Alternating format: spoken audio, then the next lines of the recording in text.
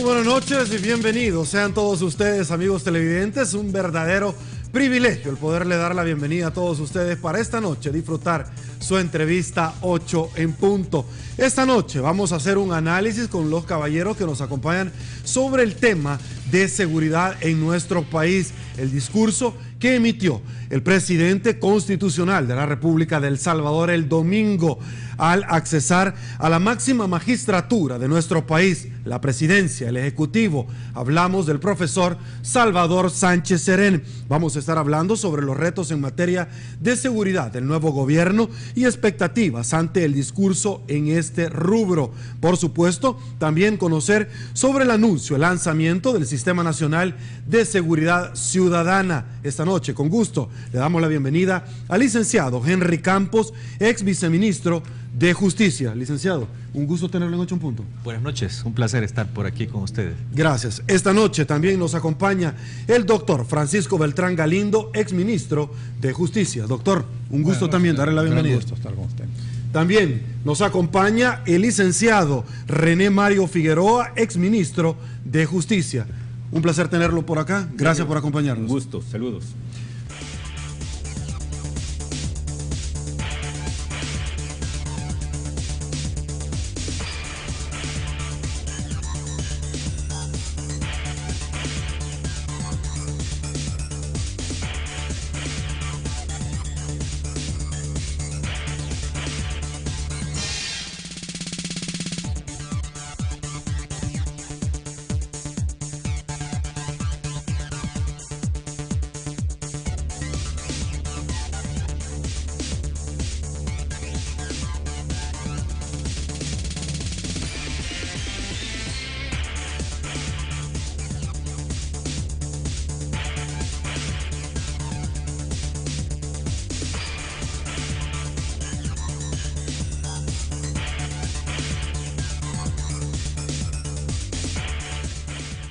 Muchísimas gracias por ese trabajo de producción de primer nivel que mi productora Georgina García hace para todos nosotros noche tras noche. Señores, arrancamos con estas frases que emitió el profesor Salvador Sánchez Serén el día domingo en el tema de seguridad, donde él dijo: voy a estar al frente del combate a la delincuencia. Arranco con usted, licenciado Henry Campos, no sin antes decirles que nada es casualidad en esta vida, señores. Ustedes están acá porque Dios así lo ha querido. ¿Por qué? Simple y sencillamente porque cada uno de ustedes estuvo al frente de la seguridad en 3 periodos diferentes. Por ejemplo, el licenciado Henry Campos estuvo en la administración del señor Funes, el licenciado Figueroa estuvo en la administración del expresidente Saca y el doctor Francisco Beltrán Galindo al frente del tema de justicia en la administración del expresidente Flores. Arranco con usted, licenciado Campos. Hay un hecho que es innegable: los homicidios hoy por hoy suman alrededor de 13 al día fluctuantemente, porque en algún momento hay posiciones encontradas. ¿Consideran que esto confirmaría la teoría del manejo político de los homicidios, hacer mal al presidente saliente, el presidente Funes, que lo dijo en su programa tradicional de radio? Adicionalmente, conocer su postura sobre el lanzamiento del plan de seguridad que hizo el profesor Salvador Sánchez Serén. Bueno, sobre lo primero, efectivamente hay un ingrediente político, pero esto precisamente es la característica del crimen organizado, que el crimen organizado evalúa las condiciones del país y sus conexiones internas para reaccionar o para realizar sus diferentes actividades. El hecho de que se hayan incrementado los homicidios de forma inesperada y rompiendo todos los esquemas puede revelar una tendencia, más que a poner en mal a un gobierno, simplemente a ponerse de frente para buscar condiciones de operación positivos en un nuevo esquema. Es decir, de algún modo esta es una presión para buscar una negociación indirecta, o podría serlo, ¿no? En cuanto al anuncio del presidente, creo yo que, bueno, es consecuente con lo que ya había manifestado en tal vez en ocasiones anteriores en la campaña y además de eso después de haber ganado las elecciones. Y es muy destacable el hecho de que va a ser un presidente que se va a poner al frente del sistema de seguridad. Eso es muy importante, porque eso haría ya una gran diferencia con el gobierno anterior. O sea, este presidente se ha comprometido a ponerse al frente. Y eso implica también que ese liderazgo político y que además toda la concentración de su poder y sus posibilidades de manejo las va a emplear en favor del sistema de seguridad nacional. Eso me parece a mí lo más destacable de su anuncio. Ok, doctor Galindo, hemos recorrido las principales frases del presidente de la República Constitucional, Salvador Sánchez Serén, en relación al problema profundo que vive nuestro pueblo salvadoreño en términos de seguridad. ¿Qué expectativas tiene usted particularmente luego de haber escuchado el discurso del profesor? Yo tengo muchas expectativas realmente. Tuve la oportunidad de estudiar los 3 planes de seguridad, tanto que formuló el candidato don Antonio Saca, el de Norman Quijano y el del profesor Sánchez Serén. Y una de las cosas que más me impresionó es que había concordancia en la importancia del tema y en la integralidad del tema. Y me parece que el hecho de que el presidente Sánchez Serén haya dicho que él va a estar al frente, como decía Henry, es fundamental. Porque, como lo sabemos acá los que estamos, la cartera de seguridad tiene un nivel de responsabilidad en relación a centros penales, en relación a policía. Pero es que el combate al problema de seguridad no es solamente un tema de policía ni de cárceles. Entra también todo un trabajo territorial donde los gobiernos locales son importantes, entre el apoyo de los ministerios sociales, salud, educación, el FIDL. Y esos ministerios no los puede coordinar un ministro de seguridad, por muy bien intencionado que sea. Es decir, dentro de los gabinetes hay una cultura del feudo, de yo manejo mi feudo y a mí solo el presidente me da órdenes. Ese concepto que funciona y se reitera gobierno tras gobierno, se cae con el hecho de que el presidente él mismo diga estoy al frente del sistema de seguridad. Y creo que eso es quizás una de las cosas buenas.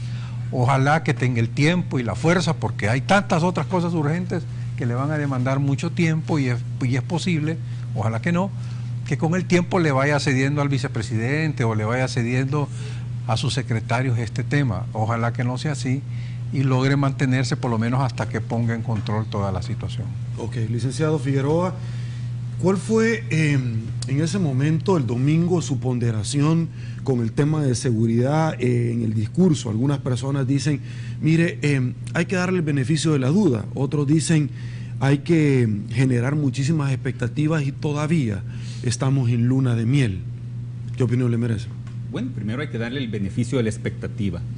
Creo que cuando el presidente Sánchez Serén dice, yo me pongo al frente del sistema de seguridad ciudadana, da un mensaje de esperanza, da un mensaje de que él está en control del tema. A los salvadoreños nos gusta que nuestro líder esté en control de la situación, que tenga la mano firme en la conducción de la nave del Estado, y también no podemos olvidar algo, una frase, 3 palabras que fueron transversales y que son eje: unidos crecemos todos.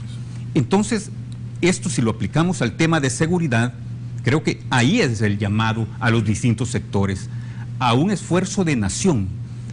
Habló de los empresarios, habló de los gobiernos locales, habló muy importante esto, que quería una ciudadanía participativa y una ciudadanía activa.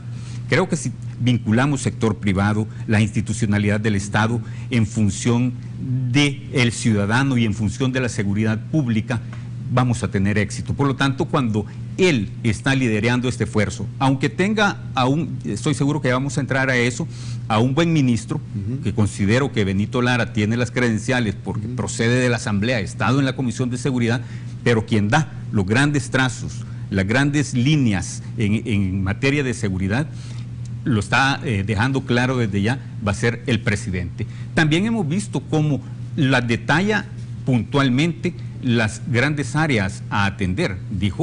Habló de la narcoactividad, crimen organizado, extorsiones, aunque no nombró pandillas por su nombre, pero están involucradas en el tema de crimen organizado. Por lo tanto, considero que estamos en un buen momento, los salvadoreños, de poder unificar fuerzas, de unificar criterios, de unificar una visión alrededor de este gobierno que está comenzando.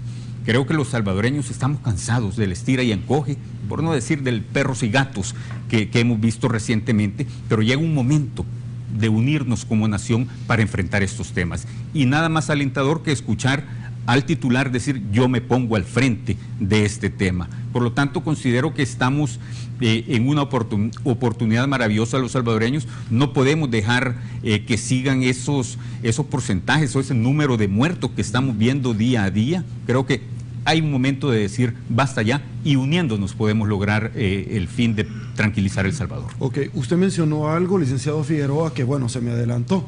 A mí me encanta más hablar de acto que de actor. Sin embargo, mencionó al señor Benito Lara. Usted en alguna medida, los tres obviamente lo conocen, pero usted estuvo vinculado en la Asamblea Legislativa cuando él era diputado, como usted lo hacía referencia.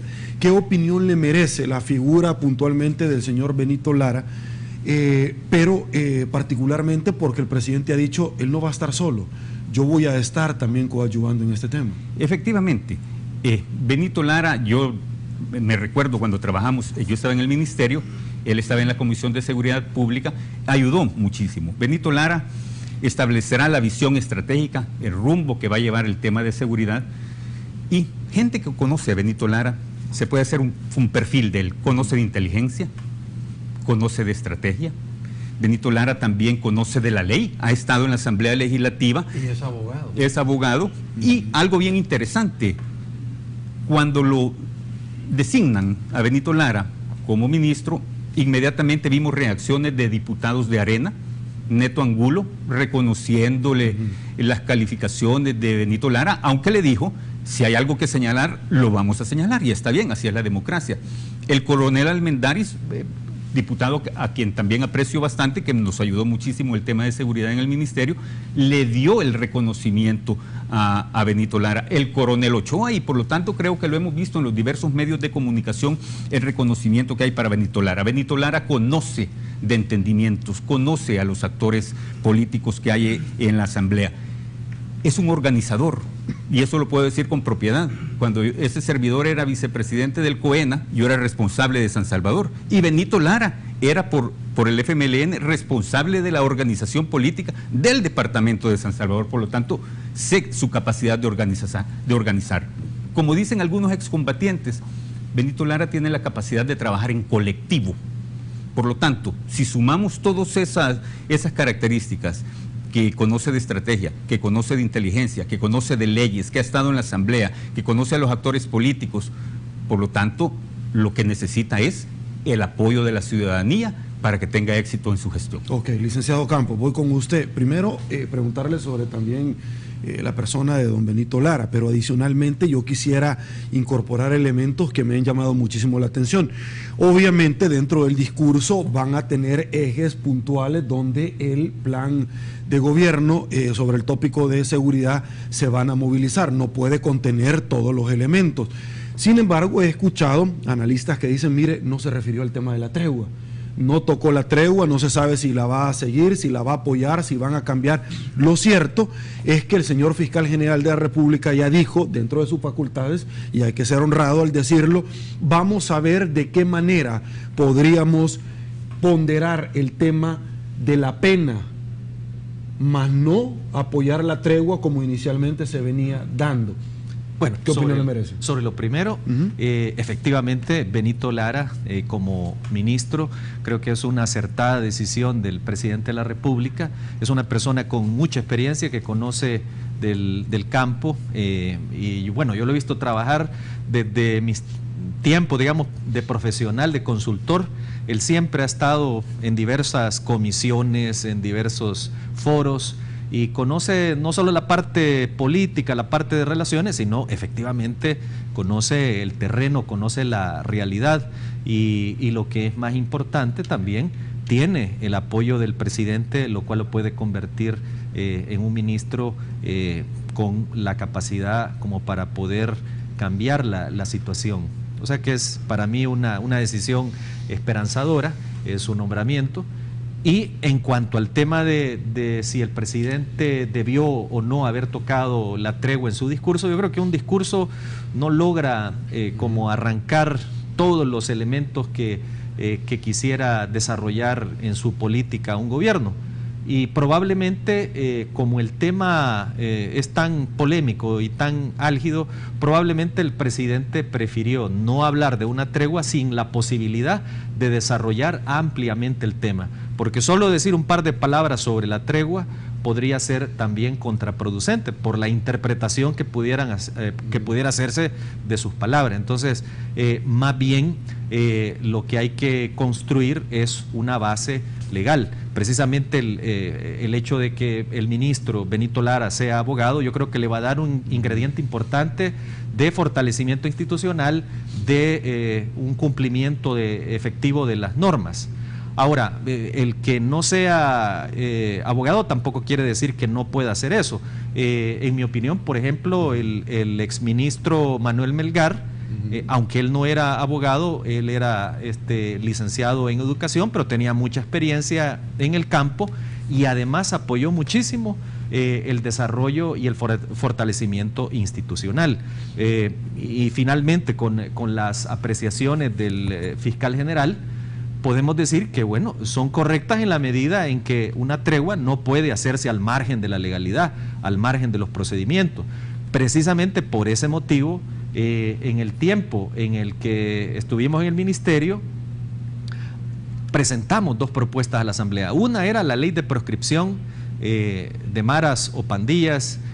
Bueno, y nosotros inicialmente nos habíamos dedicado también a atacar o por lo menos a regular la prohibición de estos grupos de exterminio. Pero la Asamblea cambió en el momento muchos de los elementos como es natural de la ley o del proyecto de ley. Y además de eso también teníamos ya preparado a presentar una ley de retiro y rehabilitación que le daba un marco legal y procedimental ya a aquellas personas que, habiendo sido miembros de Mara o estando conectados con maras, pandillas u otros grupos del crimen, quisieran retirarse y entrar a alguno de los programas que se diseñaran al respecto. Entonces, eso le daba un soporte legal. Sin embargo, como hubo oposición del fiscal general en aquel entonces de aplicar la ley de proscripción de pandillas, o sea, no quiso aplicarla, aunque la ley no es una ley que sea, digamos, demasiado complicado para aplicarse. Al final, la ley lo que pretendía nada más es establecer una prohibición legal de estas maras o pandillas, de tal manera que ya no era necesario entrar en el plano de prueba en los juzgados de si X o Y era una asociación ilícita o no. Ya la ley lo declaraba. Entonces, esa era la idea de la ley, pero el fiscal, por razones políticas, en aquel tiempo no quiso aplicarla y lo dijo expresamente, que no la iba a aplicar. Ok, vamos a hacer una pausa, regreso con usted, doctor Bertrán Galindo, porque este tema es importante también no dejarlo a un lado. Usted ya decía, una ley, proscripción de grupos de exterminio, que luego se le retiró esta frase, pero algo que es importante ponderar acá, señores, es la resolución de la Sala de lo Constitucional, por cuanto estableció que la Fuerza Armada puede actuar, pero no es para siempre, es excepcionalmente, y adicionalmente que la ley y tribunales de extinción de dominio está previo a entrar en vigencia. Pausa en 8 puntos, regresamos con más. Mil gracias, señores, por continuar en sintonía de su entrevista 8 en punto. Doctor Galindo, nos quedamos pendientes con ustedes en dos temas. Uno, ponderar a la figura de don Benito Lara, que ya lo había hecho con los dos caballeros anteriores. Y segundo lugar, el tema donde en el discurso no se dijo un tema tan sensible como no se refirieron a un tema tan sensible como la tregua. Sin embargo, el señor fiscal de la República, en uso de sus facultades, ya adelantó que él sí estaría de acuerdo en el tema de negociar penas con delincuentes que resultaran culpables, por supuesto. Bueno, yo creo que aquí hay que ver varias cosas. Primero, hablemos sobre el ministro. Creo que el ministro, como ya lo han dicho acá mis colegas, tiene amplia experiencia conoce muy bien el tema, es abogado, trabajó hasta donde yo sé en el diseño del plan de seguridad del Frente para la oferta política del profesor Sánchez Serén. O sea que él está en la jugada, como dicen los muchachos. Acá yo lo que quisiera señalar en esto, y ojalá no se repita, el tema de cuando llegó el ministro Melgar. El ministro Melgar también yo considero que ha sido uno de los ministros más capacitados para poder tomar el control de este tema. Ha tenido una gran experiencia en la Comisión de Seguridad. Yo tuve el gusto de conocerlo y de trabajar con él bastante. Fue un excelente apoyo dentro de la fracción. Pero cuando llegó de ministro sucedió un fenómeno que yo le llamo un fenómeno de movimiento pendular en la institucionalidad de la policía y de seguridad, que al final creo que, no sé qué tan necesario es que fuera tan pendular, pero hubo claramente algún tipo de dificultad que inoperativizó a la policía, por lo menos por un determinado momento. Esto también, recordarán, tuvo un proceso de cambio. El presidente Funes en un determinado momento cambia todo el gabinete de seguridad, y me refiero por gabinete al ministro, al director de policía y al director de la Oficina de Inteligencia del Estado. Y recompone con cuadros militares estas cosas. Bueno, Ricardo Perdomo no era militar, pero era afín al general Munguía Payés en esa época. Entonces, ojalá que ahora no se repita un enfoque parecido. Es decir, para mí lo ideal es que la experiencia de alguien como don Benito Lara se utilice efectivamente como se ha planteado en el plan. Es decir, en un enfoque bastante pragmático del tema de seguridad, pero por pragmático no parcial, sino integralmente concebido, que es lo que me parece que está dentro de la concepción del plan. O sea que ojalá vaya por ese lado. Y eso quizás explique también por qué el presidente no se refirió a la tregua, porque la tregua es un incidente que no es, o sea, es relevante en cuanto a los efectos que vimos de tema de muertos o no muertos, pero realmente lo que se necesita es una política en relación con el tema de seguridad. Y el fenómeno de las pandillas, creo que Henry ya lo mencionó, requiere un tratamiento más allá de lo que el fiscal plantea. Es decir, este no es un tema de una acción de negociación de penas del fiscal. Obviamente el fiscal es un elemento importante dentro del proceso, pero lo que se necesita es que el gobierno haga un planteamiento claro que incluya lo que el fiscal menciona, de la reducción de penas, en algunos casos indultos, pudieran en ciertos casos hasta amnistía, si es que la sociedad lo acepta. Pero lo fundamental es que la gente que se salga de la pandilla, que tenga la oportunidad de salirse, tenga una herramienta de qué hacer cuando se haya salido de la pandilla. Es decir, tienen que haber, como lo decía Henry, programas adicionales que le den soporte a todos estos muchachos que se salgan. No es simplemente que se salgan y ahí vea qué hace, porque ahí lo que vamos a tener es que van a regresar. Entonces, creo que por eso es que el tema de la tregua no fue tema del discurso, y para serle sincero, me parece que fue sabio, demuestra que la visión es bastante más estratégica que estar discutiendo el tema de la tregua de dos pandillas o de dos maras. Porque si se sigue sosteniendo la tesis que la tregua no fue del gobierno, pues entonces simplemente es un acuerdo de las pandillas entre no matarse entre ellos. Y me hace muy lógico que el presidente, en una visión muy de estadista, no se refiera a ese tipo de cosas en un discurso presidencial. Ok, licenciado Figueroa, quizás será como muy temprano mencionarlo, pero igual lo vamos a mencionar acá. Y es que llamó la atención que la semana previa a la toma de posesión, los homicidios oscilaban fluctuantemente entre 14 y 15, pero por ahí más o menos andaba la media, y tuvimos una gran cantidad de masacres. Lo cierto es que del domingo para acá han disminuido sensiblemente, pero lo han hecho. No hemos tenido masacres, a 13 más o menos por ahí anda rondando. La pregunta puntualmente, que ya la había anteriormente empezado a dar forma, es si esto vendría de alguna manera a reforzar o a confirmar la teoría de un manejo político sobre el tema de los homicidios en nuestro país. No se puede descartar, Sergio. Es una situación que no se puede descartar, la posibilidad de una manipulación política estratégica del crimen organizado manipulando pandillas, la despedida al expresidente Funes, se habló de Viernes Negro, rumorología y una cantidad de cosas que no hacen más que dañar el espíritu de la sociedad salvadoreña. Me di cuenta, y todos nos dimos cuenta, mejor dicho, que se acuarteló, se suspendieron permisos, se suspendieron licencias, la policía se volcó a la territorialidad, se profundizó en las investigaciones. Creo que se hizo lo correcto de una manera reactiva, pero yo creo que lo que vimos en ese caso fue el hacerse sentir de las pandillas, también dándole un mensaje, la despedida al expresidente y haciéndose sentir de cara al nuevo gabinete de seguridad que estaba por instalarse. Curiosamente, en campaña se exacerban los hechos delincuenciales. Ya para el fin de gobierno también en nuestra administración pasó una cosa muy similar.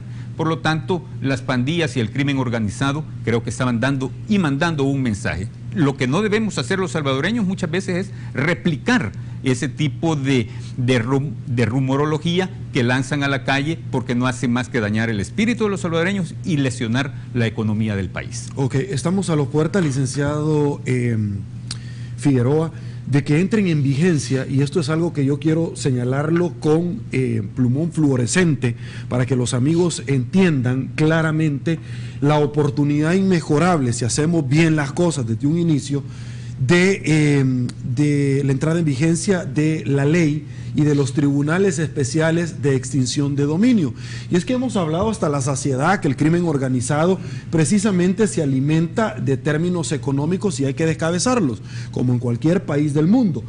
Qué importante resultaría poder escoger, licenciado Figueroa, a los jueces idóneos para que estén al frente de estos tribunales, y lo quiero señalar así, y lo dice el Departamento de Estado, donde año con año señala la Corte Suprema de Justicia por altos niveles de corrupción, donde hay jueces, señores, que hasta el demonio se persina, pero hay jueces honorables y honrados, porque hay que decirlo, como en todos lados del mundo. Qué importante es poder ahorita escoger a jueces verdaderamente comprometidos con sacar adelante este tema. Sumamente importante. La ley de extinción de dominio se trabajó por ella, o para tenerla, durante varios años.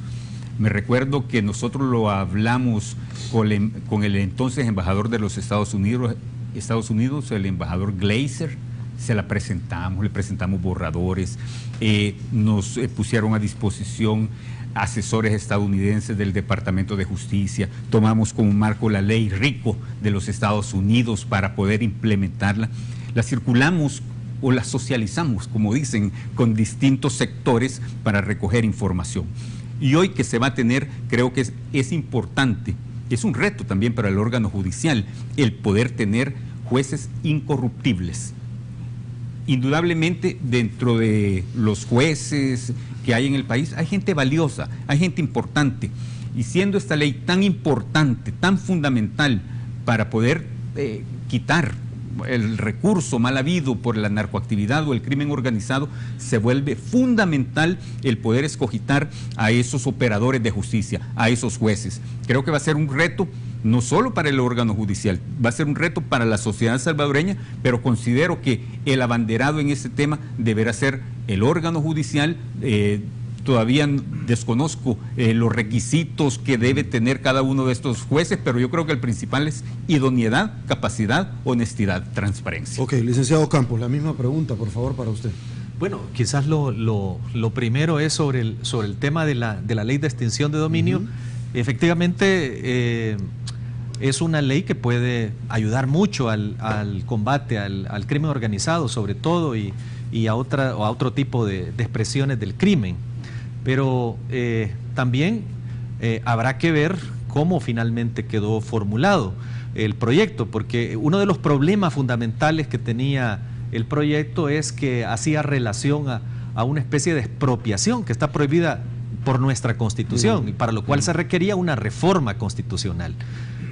Precisamente por ello, cuando trabajamos en el ministerio el proyecto del anterior gobierno, Nosotros hablamos de una ley de pérdida de bienes ilícitos, no de una extinción de dominio, porque no puede haber expropiación. Y esta ley de pérdida de bienes ilícitos se basaba en una teoría del patrimonio difundida, digamos, en Europa continental, que establece que nadie puede adquirir un patrimonio de forma ilícita, de tal manera que cuando la ley dice ley de extinción de dominio, es un contrasentido y sería como inconstitucional, porque no se puede extinguir el dominio. Más bien, nunca debe haberse reconocido el dominio. Pero quizás digamos que es un tema más de la ciencia jurídica, ¿verdad?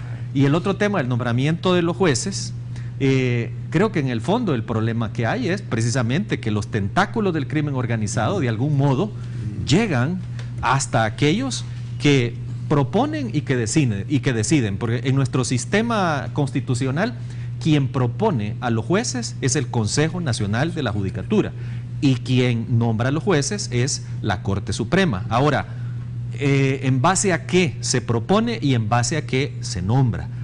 Nosotros nos hemos enterado de casos en los cuales han propuesto y han nombrado jueces por recomendaciones de algún diputado, de algún político relevante, por X persona, y por ahí se han colado algunos personajes reconocidos, digamos, en la calle, ¿no?, en la vida pública.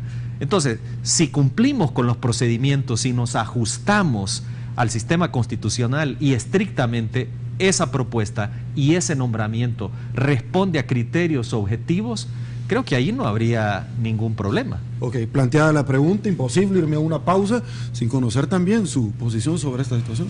Bueno, yo coincido con que el enfoque de la ley es fundamental, es una herramienta importante, tiene que tener un enfoque cuidadoso de cuál es la causa de la extinción, porque efectivamente la confiscación está prohibida por la Constitución, pero sí también se dice que solo se reconoce la propiedad privada en función social y se entiende que con una causa lícita. Aquí el problema es que al haber una causa ilícita desde el inicio de la posesión, hace que realmente jurídicamente no haya existido la legitimidad para esa propiedad. Pero es un tema delicado, es un tema que hay que manejar con fineza.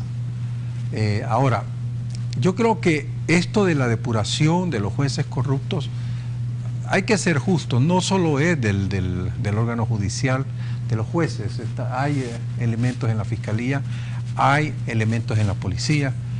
Lo que sí he podido ver es que cuando se hacen esfuerzos, por ejemplo, de depuración en la policía, no las acompaña la Corte y no los acompaña la Fiscalía.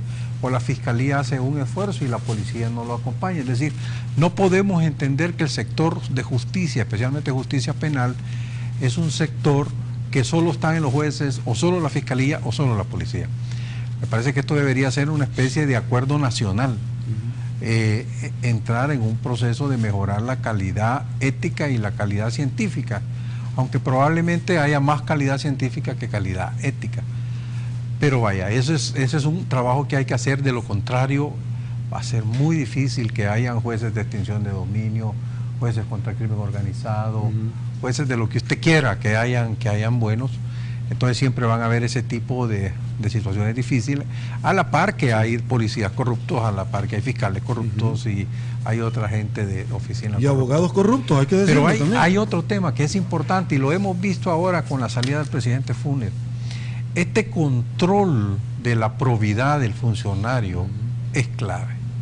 Yo creo que probablemente ya no pueda aplicarse para el pasado, pero sí debería hacerse una revisión muy profunda de los márgenes de actuación de la oficina de probidad, casi paralela a lo que van a tener estos jueces de investigación de lavado, de acumulación de bienes ilícitos, porque también hay demasiados funcionarios que llevan una vida muy bonita con dinero que no tenían antes que llegaran y no se justifica que sus salarios les hayan justificado esas cosas. Entonces yo creo que hay un límite también que tenemos que procesar ahí. Ok, señores, vamos a una pausa, regresamos en segundos con mucho más esta noche en 8 en punto.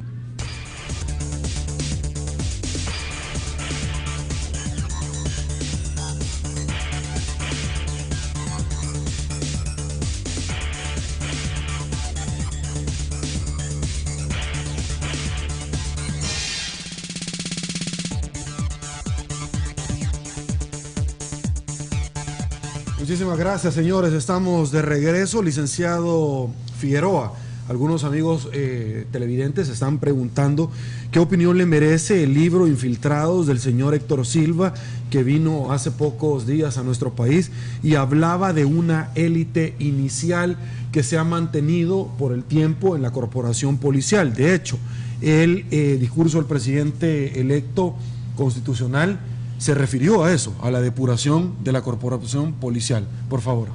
Bueno, yo creo que el escritor Héctor Silva Ábalos ha hecho una narrativa de la historia de la policía. Cosas buenas, cosas bonitas, cosas no tan bonitas. Yo creo que el sustento él lo deberá demostrar, el sustento de algunos señalamientos que hace ahí. Dentro de la historia de la policía han habido varios episodios, gente muy buena, gente que ha ofrendado la vida, gente que ha estado al margen de la ley y que ahí está pagando las consecuencias en algún penal. Pero yo creo que dentro de la policía hay buenos elementos, hay elementos que tienen la capacidad, que tienen la experiencia, que tienen la mística de servir y proteger a la ciudadanía, y si algún señalamiento ha hecho Héctor en su libro, pues lo deberá sustentar. Me preguntaba también Sergio sobre el tema de la depuración. Yo creo que la depuración debe ser un tema permanente en el tiempo.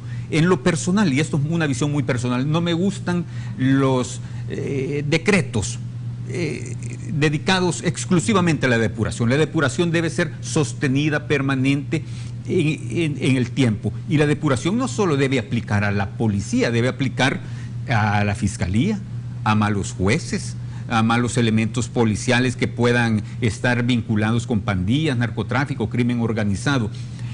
Y es un tema sumamente importante, es un tema estratégico en el quehacer de la seguridad. Tanto es que el presidente Sánchez Serén, en su mensaje inaugural, mencionó el tema de la depuración.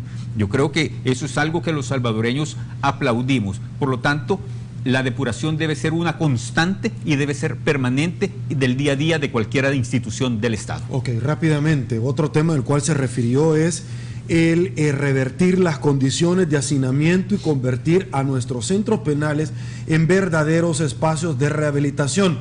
Las Bartolinas parecieran mini centros penales, donde al final llegan los reclusos a sacar su maestría y doctorado, porque o se vuelven delincuentes o resultan ser el chompipe de la fiesta ahí adentro. Bueno, por favor. Bueno, quizás antes también me quería referir al libro de Héctor Silva, que es un buen periodista. A mí me parece que es un libro muy serio y que, bueno, ahí están las fuentes en el propio libro, y en todo caso lo importante es que esa información se aproveche por las instituciones para que le sigan la pista a varios casos. Sobre el tema de los centros penales, en general, nuestra ley es muy bonita, con muchas instituciones atractivas. El problema es que nunca se ha hecho efectiva. Y yo recuerdo que, por ejemplo, para hacer efectiva todo lo que decía la ley, todo el tipo de centros que había que tener disponibles para la población, eso requería una inversión mínima de $400 millones. Y eso implicaba tomar decisiones, prioridades, o buscar el financiamiento para hacerlo. Entonces, qué bueno que se va a seguir con ese objetivo. Ojalá que en este gobierno sea posible que veamos ya como una realidad lo que dice nuestra ley en el papel puesto en la realidad. Ok, doctor, mismo tema, centros penales. Bueno, coincido con el tema de que es necesario construir más cárceles, hacer una revisión también de los presos, hacer varios cambios. Pero lo que pasa es que hacer más cárceles es más dinero para inversión y más dinero para comida y para alimentos y para programas de reinserción y rehabilitación. El problema es que la sociedad tiene que estar consciente si va a valorar esos dólares invertidos ahí como un elemento valioso o esos dólares en otros programas sociales, como pudieran ser los uniformes, como pudieran ser las vacunaciones, como pudieran ser otras cosas. Es decir, aquí el tema, espero yo, que el presidente Sánchez Serén ponga las cosas a que la población se vaya inclinando cuál es la política de uso de fondos, porque no hay fondos para todo, eso está claro. Entonces, ¿cómo se hace un recurso escaso versus una cantidad de necesidades inmensas. Entonces, esa es una decisión que hay que irla tomando y hay que ponerla de frente de toda la sociedad. Sobre el libro yo voy a disentir un poco, porque lo que he podido leer del libro me parece que es un libro que peca en un pecado de origen. O sea, dice que porque se hizo una especie como de juego a los acuerdos de paz de 25 oficiales del ejército, a partir de ahí es el pecado originario de la corrupción en la policía. A mí me parece que si ese es el enfoque, vamos mal, porque que pueden haber oficiales corruptos dentro de estos 24, obviamente pueden hacer, pero ni creo que sean los únicos, ni que todos los que vengan del ejército son los corruptos. Y el libro está enfocado a eso. Si eso es parte 1 de la corrupción de la policía, tal vez haga sentido leer el libro, pero faltaría ver la parte 2, porque hay oficiales de otros campamentos, de los que pudieran venir de la cuota de la guerrilla o de la cuota ciudadana, que también están metidos en corrupción, y yo no veo por qué voy a perseguir a unos y no a los otros. Entonces, a mí me parece que esos enfoques ideológicos no son sanos, porque dañan los procesos de depuración de los organismos. Licenciado Figueroa, centros penales. Importantísimo. Lo mencionó en el discurso del domingo el presidente Sánchez Serén cuando dijo vamos a combatir el ocio, porque el ocio es tremendo, porque le permite ser creativos, ingeniar, taller maquinar. Del diablo, dicen. Taller del diablo, efectivamente, para maldades. Yo creo que es importante, y uno de los ejes, si mal no recuerdo, del plan de gobierno del ahora presidente Sánchez Serén contemplaba una verdadera readaptación de la población interna. Por lo tanto, eso significa no solo la construcción de centros penales, sino programas de rehabilitación, de reinserción. Y enhorabuena si alcanza para construir penales de máxima seguridad, mediana seguridad, pero con talleres vocacionales que vayan encaminados a ir desde ya preparando la rehabilitación o la reinserción de los internos a la sociedad. Celebro que haya mencionado el tema de los penales y el oso carcelario, porque no podemos continuar cultivando escuelas del crimen. Ok, como estamos hablando de delincuencia, el cometimiento de delitos nos lleva a otro posible delito. Doctor Galindo, a usted le tocó el turno por alguna razón. Ya le he dicho que aquí en esta vida nada es casualidad, Dios así lo determina. Otro tema importante es que el 25 de junio el Parlamento Centroamericano ya dijo de que va a tomarle la protesta al expresidente Funes. La sala ya había dicho, no señor, suspensión del acto reclamado.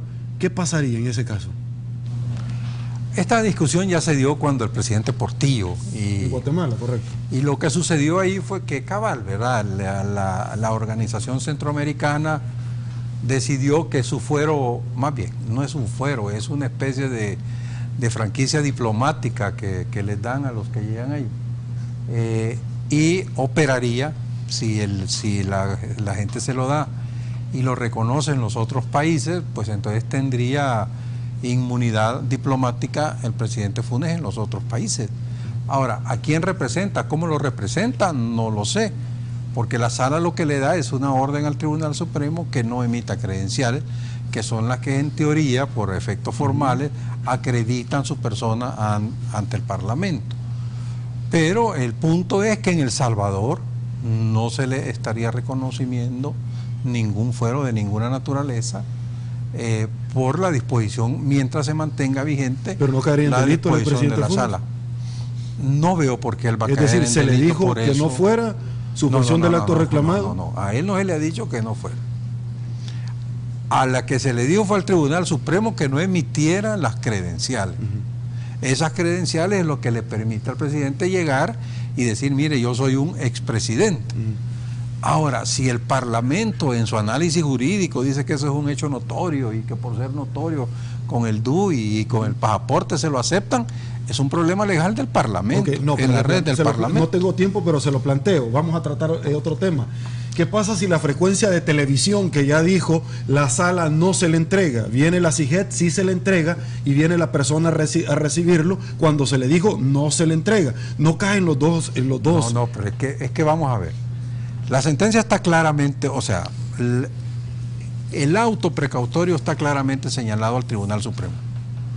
No, es decir, el expresidente Funes puede viajar a cualquier país del mundo Y puede, si el Parlamento Europeo le dice, mire, véngase aquí y usted va a ser un miembro de honor, pues lo puede aceptar, si ese no hay ningún problema.